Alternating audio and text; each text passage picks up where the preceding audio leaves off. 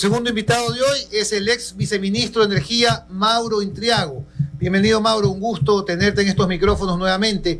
¿Son justificadas las quejas de los usuarios sobre el costo de la energía? ¿Cuál es la verdad de las tarifas eléctricas, Mauro? Un placer estar nuevamente en Radio Centro.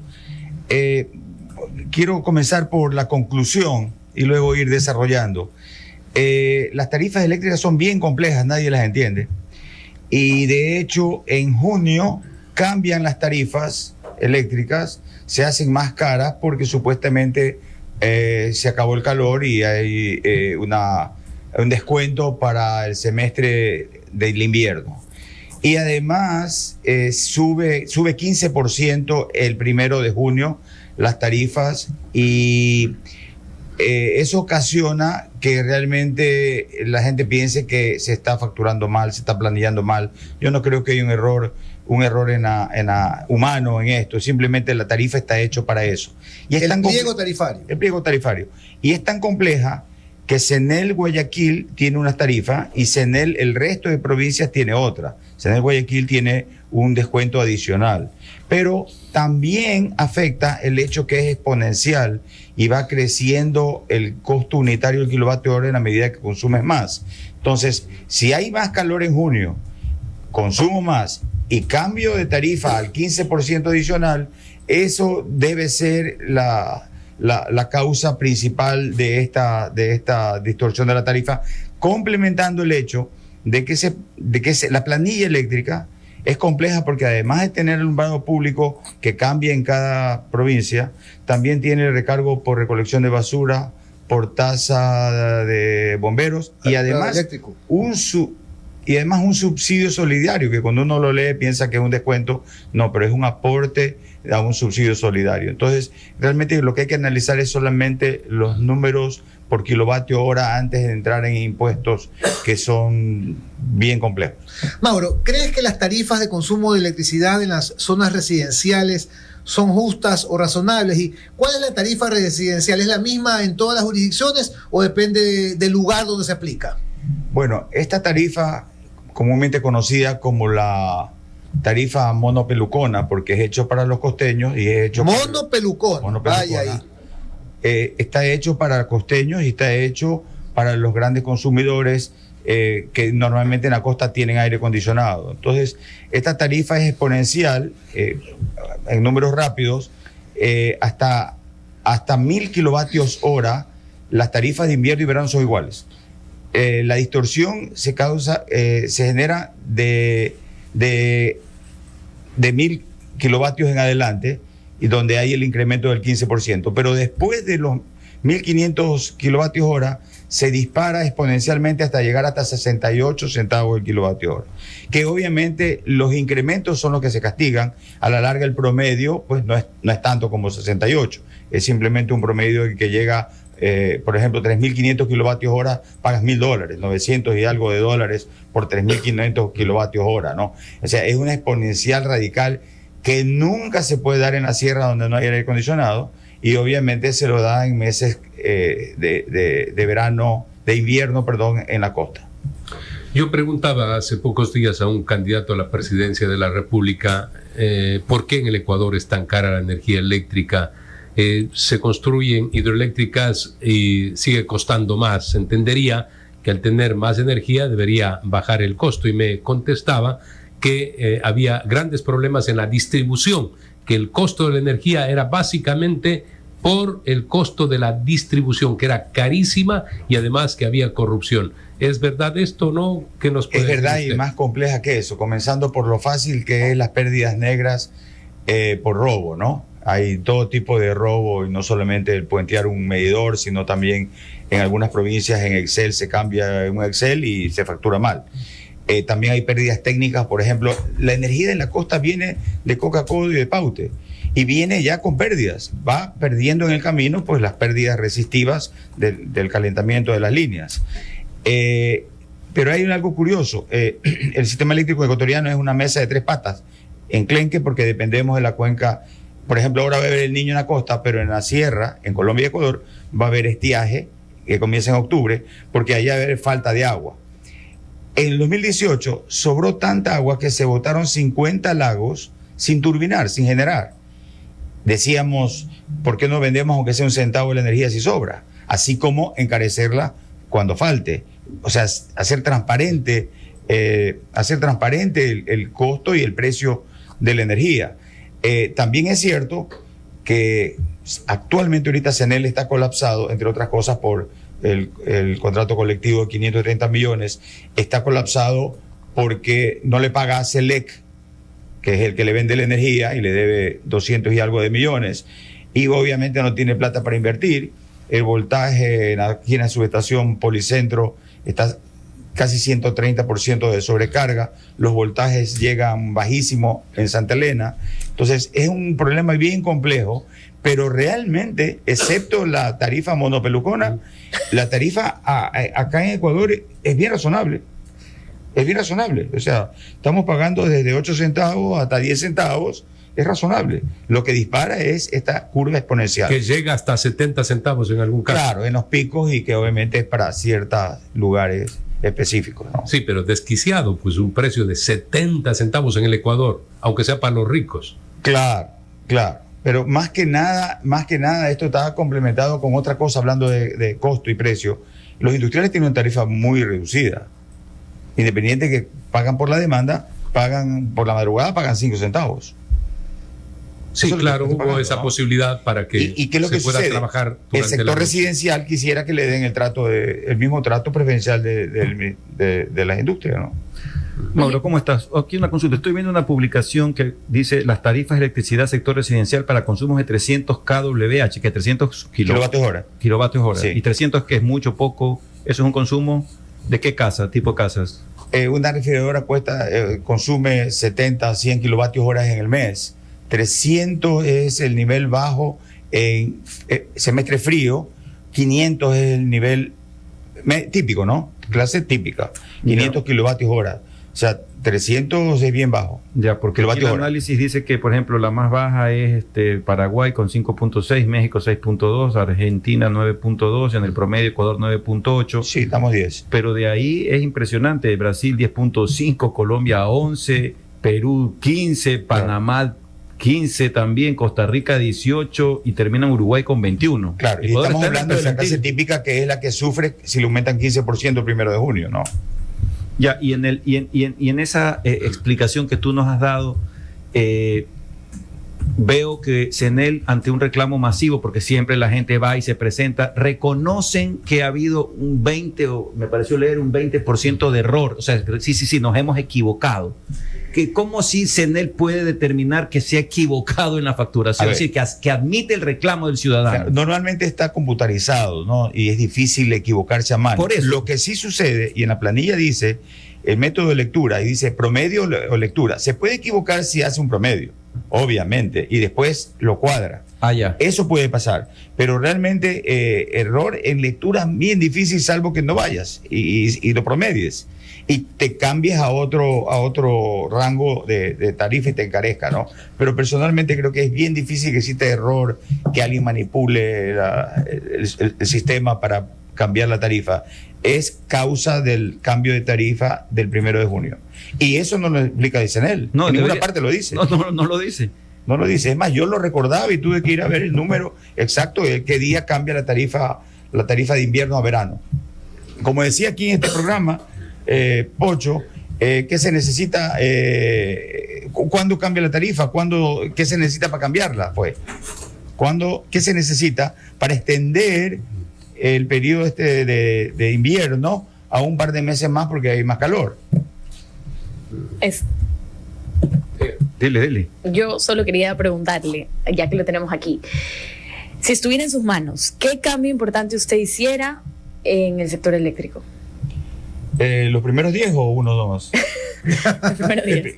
El primero y más importante es lo que ofreció el presidente Lasso en la campaña, que era tener un ministerio de electricidad y que no exista un ministro de energía petrolero, siempre son petroleros, que sea un puente o un obstáculo para llegar al presidente en algo tan importante como electricidad, sin la cual no puede haber operación en ningún país del mundo.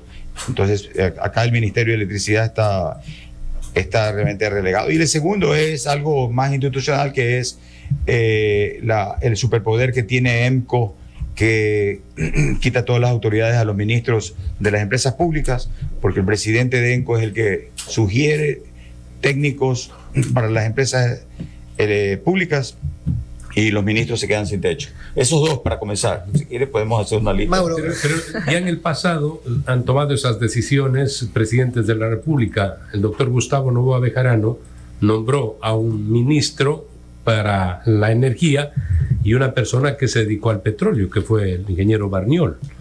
En el caso del presidente Alfredo Palacio, igualmente Iván Rodríguez se encargó del tema de la electricidad. Como ministro, ¿no? Y tenía otro, pero como ministro, claro. Y tenía otra persona que manejaba el tema petrolero. Claro, pero había un ministerio independiente que era electricidad, ¿no?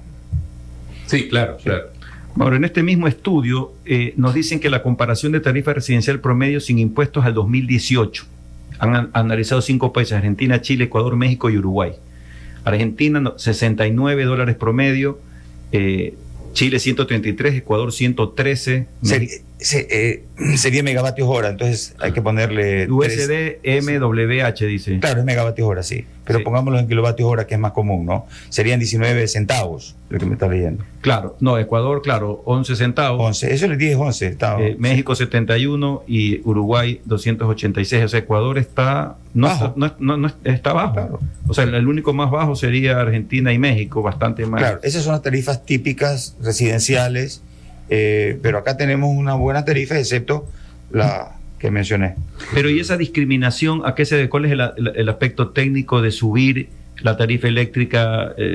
No debería ser permanente. Eso pasa en otras partes que por invierno, verano se pueden ajustar. Eso es común. Monopelucones no hay en otros países. Solamente aquí hay Pero costa. eso sí se pudiera reclamar o se pudiera exigir Por al supuesto. próximo gobierno Por supuesto. que iguale las cosas. Por supuesto. Uniforme.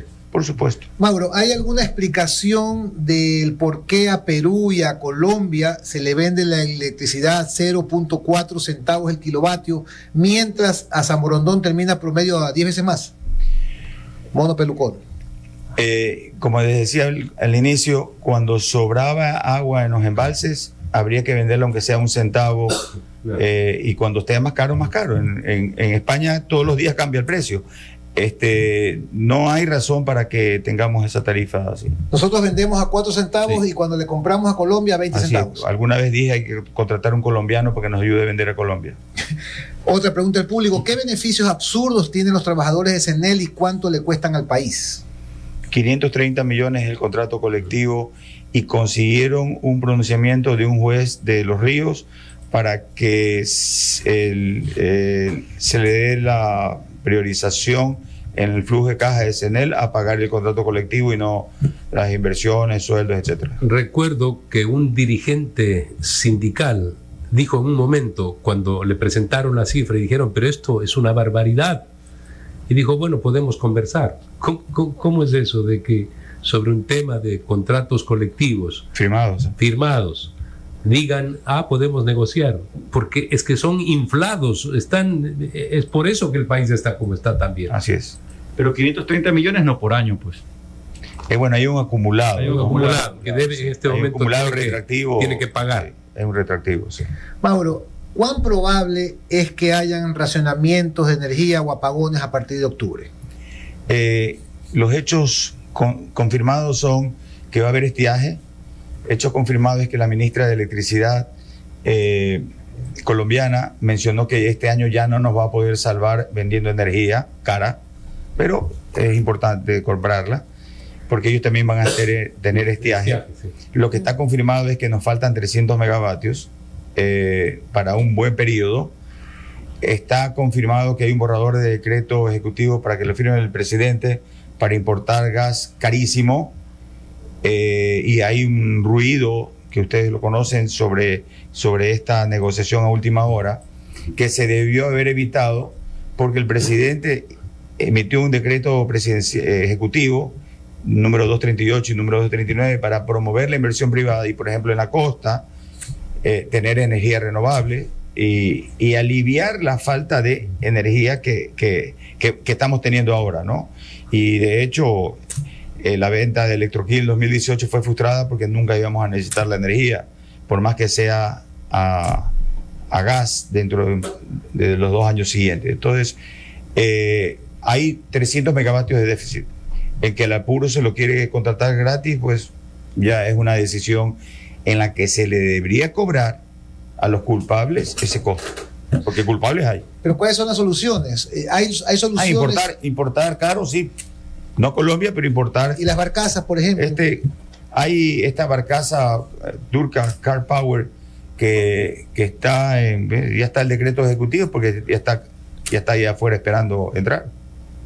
Esa es la solución. O sea, Carísima. soluciones hay, pero carísimas. Carísimas. Y debería generar una investigación muy grave porque alguien culpable tiene que haber. Pero el tema no es el fenómeno de la naturaleza, o sea, más allá de que hay que tener previsiones y hay que saber que pueden darse estos sucesos, ¿por qué aparentemente habría que indilgar responsabilidades? ¿Dónde está el problema? Se debió haber investigado de que probablemente va a haber niños, no va a haber excedentes de energía si no falta. Debió haberse equilibrado el sector eléctrico con generación en la costa de todo tipo, incluido gas, pero hace años, no ahora. Hace años que plantas que debería haber. Masificar fotovoltaico en la costa donde no hay grandes centrales, por ejemplo. Un par de generaciones eólicas también. Pero esa planificación, si no adivinaron que los camaroneros iban a necesitar 240.000 hectáreas que están sin energía, no hay un poste en 240.000 hectáreas. Si no, nadie sabe. Si no se calcula cuánto van a necesitar los mineros, porque este país es un país minero, y que todavía no saben cuánto van a necesitar. Y los mineros tampoco nos han preocupado de preguntar si va a haber postes. Entonces, realmente, gracias a Dios, el incremento agroindustrial de la costa principalmente y minero en la sierra es tan grande que vamos a tener un problema eléctrico en buena hora para el país. Quiere decir que estamos avanzando con camarones peleando grandes ligas, con una minería que nos va que va a desplazar el petróleo en buena hora. Lo que no se puede permitir a futuro es que no se haga sobre la base de planificación y de estudios reales, porque el caso de Coca-Cola Sinclair se conoce que había informes que decían que no era conveniente, que no era el sector adecuado, y estamos viendo lo que sucede, y ahora más con todo ese problema de la erosión que puede llegar en un momento a que esta planta prácticamente no genere electricidad. Entonces, y luego no hay culpable alguno, porque si bien es cierto, están procesados, no se recibe la empresa, costó más de 3.000 millones de dólares, pero finalmente el Ecuador es el que pierde, ¿no? Eso ya a futuro no se puede así es, no es fácil subir de 1.000 a 1.500 como en Coca-Cola, ¿no? Un edificio de 10 pisos no le puede subir a última hora 5 más, ¿no? No es fácil eso. Y estamos hablando de San Francisco con 400 megavatios. Paute, ¿cuánto produce aún?